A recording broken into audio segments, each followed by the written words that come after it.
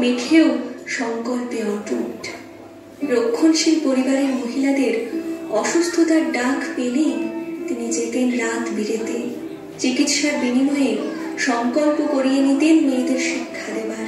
তার আদর্শে অনুপ্রাণিত হয়ে বহু নারী এগিয়ে এসেছেন নিষেধের বাধা ঠেলে। এগিয়েছে সমাজ, এগিয়েছে দেশ।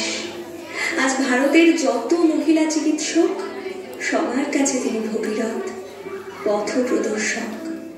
কাদম্বিনী গাঙ্গুলি শুধু চিকিৎসক নন, এক লড়াই, এক সংস্কারক, এক প্রেরণা।